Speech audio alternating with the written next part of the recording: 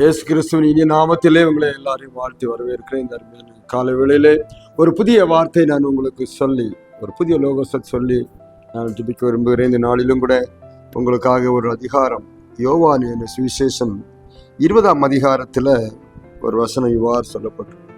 20ஆம் அதிகாரம் கடைசி வசனம், இயேசு தேவனுடைய குமாரனே கிறிஸ்து என்று நீங்கள் விசுவாசிக்கும்படியா, விசுவாசித்து அவருடைய நாமத்தினாலே நித்திய ஜீவனை அடையும்படியாக இவைகள் எழுதப்பட்டிருக்கிறது. அவரை பாருங்க, விசுவாசித்து அவருடைய நாமத்தினாலே நித்திய ஜீவனை அடையும்படியாக இவை எழுதப்பட்டிருக்கு சொல்ல. இங்கே நான் பார்க்கும்போது இயேசு செய்த அற்புதங்களை மேலுள்ள வசனம் படிக்கும்போது, இந்த புஸ்தகத்தில் எழுதிராத அநேக அற்புதங்கள், கணக்கில் அடங்காத அற்புதங்களை கர்த்தர் செய்திருக்கிறார். ஆனா அதெல்லாம் எழுதுறதுக்கு நமக்கு என்ன இல்லை, எழுதுறதுக்கு என்ன செய்யல, மை இருக்காது. எழுதுறதுனா ரொம்ப கஷ்டம், நிறைய செஞ்சிருக்கிறாரு அப்படின்னு சொல்லப்பட்டிருக்கு. இதெல்லாம் ஏன் அப்படி செஞ்சாரு? இந்த அநேக அற்புதங்கள் எழுதியிருக்கு. இந்த அற்புதங்கள் ஏன் அப்படி செய்தார் அப்படின்னா, ஒரு மிக முக்கியமான ஒரு நோக்கத்தை இங்க சொல்லப்பட்டிருக்குது. யோவான் சொல்லும்போது சொல்றாரு, அதை நீங்கள் விசுவாசிக்கணும், விசுவாசி நித்திய ஜீவனை பெற்றுக்கொள்ள வேண்டும். அதற்காக ஒரே நோக்கத்துக்காக தான் இந்த அற்புத அடையாளங்கள் எல்லாம் இந்த புஸ்தகத்திலே எழுதப்பட்டிருக்கிறது என்று சொல்லுவோம். ஆண்டவர் செஞ்ச அற்புதங்கள் எதற்காக என்று பார்த்தீங்கன்னா, அநேக நேரங்களில் பாருங்க, சாப்பாடு இல்லாத இருக்கும்போது சாப்பாடு கொடுத்தது, கடல்ல நடந்தது, 5 அப்போ 2 பேர் மீனே 5000 பேர் கொடுத்தது, லாசரு உயிரோடு எழுப்பினது, இதெல்லாம் பாருங்க. கடல்ல நடந்து போகும்போது போட்ல பயங்கரமான தண்ணி வந்துச்சு, அலை வந்துச்சு, மூழ்கி போகத்தக்கதான இருக்கும்போது காற்றையும் கடலையும் அதட்டினது. இது எல்லாமே ஒரு நோக்கம் உள்ளதாக இருந்தது. என்ன நோக்கம் அப்படின்னு பார்த்தீங்கன்னா, லாசரு மரித்து கிடக்கும்போது லேட்டா போனது, எல்லாத்துக்கும் ஒரு நோக்கம். மரணத்தின் மேல் அதிகாரம் உடையவர் என்பதை வெளிப்படுத்தும்படி, இயற்கை மேல் அதிகாரம் உள்ளவரை வெளிப்படுத்தும்படி, ஆண்டவர் பாருங்க எந்த நேரத்திலும் ஜனங்களை போஷிக்க முடியும் என்பதை வெளிப்படுத்தும்படி, இப்படி பல காரியங்களை வெளிப்படுத்தும்படி, நோயின் மேல் அதிகாரம் உள்ளவரை வெளிப்படுத்தும்படி, 38 வருஷ வேதனை கொலை எல்லா அதிசயங்கள் எல்லாம் நீங்க எழுதப்பட்டிருக்கிறதுக்கு ஒரே ஒரு நோக்கம். அது என்ன நோக்கம்ங்கிறதா, அவரை விசுவாசித்து அவருடைய நாமத்தினாலே நித்திய ஜீவனை பெற்றுக் கொள்ளும்படி இவைகள் எழுதப்பட்டிருக்கிறது. நித்திய ஜீவனுக்காக தான் எழுதப்பட்டிருக்கிறது. அதை நாம் நம்பணும், அதை விசுவாசித்து பரலோகத்துக்கு போறதுக்குள்ள வழிக்காக எழுதப்பட்டிருக்கு. ஆனா நம்ம என்ன செய்ய தெரியுமா, அதை மட்டும்தான் மறந்துடும். நித்திய ஜீவனை விட்டுருவோம். அவர்கிட்ட இருந்து அதை செய்வாரு, இதை செய்வாரு, அதை பண்ணுவாரு. இயேசுவை துரத்திட்டு போயிட்டு இருக்காங்க. 5 அப்போ 2 மீனையும் சாப்பிட்டு முடிச்சவங்க அடுத்த நேரம் வந்த பொழுது இயேசுவை காணவில்லை, எங்க போனான்னு தெரியவில்லையே என்று சொல்லி அவர்கள் ஓடுகிறதை பார்க்கிறோம். அப்போ நித்திய ஜீவனுக்காக ஓடினாங்க. அப்ப ஆண்டவர் சொன்னாரு, நீங்க அப்ப புடிச்சு திருப்தி அதனால வந்துட்டு இருக்கீங்க, அதனால இந்த உலகத்திற்காக நீங்க வராதிங்க, அழிந்து போற போஜனத்துக்காக கிரி நடப்பிக்காதீங்க, அழியாத ஒரு காரிய நித்திய ஜீவன் அதுக்காக கிரி நடப்பீங்கன்னு கர்த்தர் சொன்னாரு. இருந்தாலும் அவங்க அந்த உலக பழக்கத்துல தான் போயிட்டு இருந்தாங்க. இங்கே சொல்லப்பட்ட வார்த்தை பாத்தீங்களா, அவர் விசுவாசித்து நித்திய ஜீவனை பெற்றுக்கொள்ளும். இந்த நாளின் அருமையானவர்களே, நம்ம பார்க்கிற நம்முடைய இந்த நாட்களில் கர்த்தர் நமக்கு செய்த நன்மைகள், உபகாரங்கள், நன்மைகள், ஆசீர்வாதங்கள் எல்லாம் எதுக்கு தெரியுமா?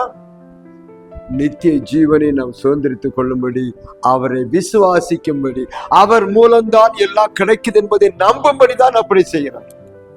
இன்னைக்கு நாம எதை பார்க்கிறோம்? மத்திய 6:33 படிக்கும்போது, முதலாவது ராஜ்யத்தை நீதியும் தேடுங்கள், இவையெல்லாம் கூட கொடுக்க. இந்த இவையெல்லாம் கூட கொடுக்கப்படுகிறதை வைத்து ராஜ்யத்துக்கு போகணுங்கிறது தான் பண்ணாரு. ஆனா ராஜ்யத்தை மட்டும் மறந்துட்டு இவைகள் மட்டும் தான் பிடிச்சிட்டு இருக்கு. ஜனங்கள் அப்படித்தான் இருக்கிறார். ஏன்னா நாம இந்த உலகத்தோடு ஒட்டி கொண்டு இருப்பதனால உலகம் நமக்கு அதிகமா இன்ஃப்ளூயன்ஸ் பண்ணுகிறது. உலகம் இன்ஃப்ளூயன்ஸ் பண்றதுன்னா எப்பவும் பாருங்க, பசி எடுக்கிறது, நமக்கு ஆகாரம் தேவை, மூச்சு காற்று விடும், காற்று தேவை மூச்சு விடுறதுக்கு, வாழ்றதுக்கு ட்ரெஸ்ஸு தேவை. இந்த உலக பிரகாரமாய் நம்ம ரொம்ப இன்ஃப்ளூயன்ஸாக இருக்கிறோம். அதனால எப்போது அங்கேயே தான் நம்ம இருக்கிறபடிய அதற்கு மேலே ஒரு காரியம் இருப்பதை மறக்கிறோம். இந்த நாளில் கூட அருமையான தொழில் பிள்ளைகளே, கால வேளையிலே நமக்கு கர்த்தர் செய்த நன்மைகளை எல்லாம் நினைச்சு பார்த்தீங்கன்னா ஒரே ஒரு காரியத்துக்காக. என்ன காரியம் அப்படின்னு பார்த்தீங்கன்னா, இந்த ultimate purpose of life is an eternal life. பாருங்க, அதுக்கு எதுக்கு தான் எட்டர்னல், ஒரு நித்திய ஜீவ வாழ்க்கைக்காக இதெல்லாம் செஞ்சுட்டு இருக்கிறார். அதிகாரம் உள்ளவர், இயற்கை மேல் அதிகாரம் உள்ளவர் என்பதை அறிந்து கொள்ள வேண்டும். காற்றும் கடலும் இவருக்கு அடங்குகிறது, இவர் எப்படிப்பட்டவரோ என்று சொன்னாங்க. எப்படிப்பட்டவர்? இந்த உலகத்துக்குரியவர், பரலோகத்துக்குரியவர், நம்ம எல்லாம் பரலோகத்துக்கு கூட்டிட்டு போகக்கூடியவர். அதான் அவளுக்கு அறிந்து கொள்ள வேண்டிய விஷயம். இப்படி ஒவ்வொரு அவர் செஞ்ச காரியங்களிலும் அறிந்து கொள்ள வேண்டிய விஷயம் நிறைய. அதனாலதான் சொல்றான், யோவான் சொல்லும் போது, எவ்வளவோ காரியங்கள் எழுதலாம், அதெல்லாம் எழுதல. இதில் அற்புதங்கள்லாம் எழுத காரணம் ஒண்ணுதான். என்ன காரணம்? விசுவாசித்து அவருடைய நாமத்தினாலே நித்திய ஜீவனை நாம் அடையும்படி இவைகள் எல்லாம் எழுதப்பட்டிருக்கிறது. இன்றைக்கு நீங்க நான் படித்துக் கொண்டிருக்கிற ஒவ்வொரு இன்ஸ்டன்டும் நம்மை நித்திய ஜீவனை கொண்டு போகணும். இன்னைக்கு நாம் என்னவா அதை யோசிக்கிறோமா? சற்று யோசனை பண்ணி பாருங்க. இந்த உலகத்துல கிடைச்சா போதும், சர்ச்சுக்கு போனா அது கிடைக்கும், இது கிடைக்கும், கர்த்தர் அப்படி செய்யறாரு, இப்படி செய்யறாரு, நன்மை செய்யறாரு. நன்மை செய்யறது உண்மைதான். அந்த நன்மை எதுக்கு செய்யறாரு என்பதை மறந்துறார். இந்த உலகத்தில் அழிந்து போற காரியத்துக்காக அல்ல, பரலோகத்தின் காரியத்துக்காக அவர் செய்து கொண்டிருக்கிறார் என்பதை நம்ம யோசனை பண்ண வேண்டிய அவசியமா இருக்கிறது. நாட்களில் இம்மைக்காக மாத்திரம் என்னை பின்பற்றினால் எல்லா மனுஷரை காட்டிலும் பரிதபிக்கப்பட்ட நிலையில் இருப்போம். அப்போ நம்ம மறுமைக்காக தான் வாழ்க்கை. இந்த உலகத்து பாருங்க, இந்த சரீரத்துக்காக உயிர் இல்லை. இந்த உயிர் ஆத்மா ஆவிக்காக தான் இந்த சரீரம். சரீரம் மண்ணுக்கு போயிடும், இந்த ஆவி நித்திய ஜீவனுக்கு. இந்த சரீரம் அழிஞ்சிடும், மண்ணுக்கு போயிடும். அப்போ நம்ம மண்ணுக்கு தான் முக்கியத்துவம் கொடுக்கணும். அதனால ஆண்டவர் சொல்றாரு, நீங்கள் நித்திய ஜீவனை அடையும்படிக்கு இவைகளாக எழுதப்பட்டது. நாட்கள்ல நாம் என்ன செய்து கொண்டிருக்கிறோம்? நம்ம நித்திய ஜீவனுக்காக பிரயாசப்படுறீங்களா?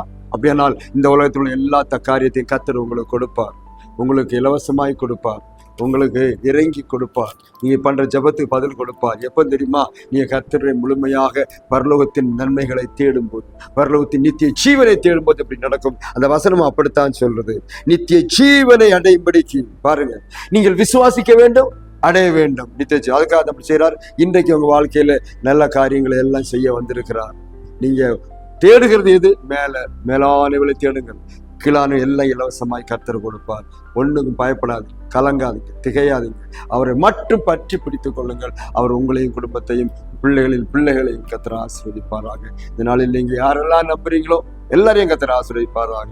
கர்த்தர் நாம மையப்படும் உங்க மூலமா. ஏற்றுக்கொள்றீங்களா? அப்படியே நாள் கர்த்தர் உங்களையும் குடும்பத்தை இன்னைக்கு ஆசீர்வதிப்பாராக. ஆமென்.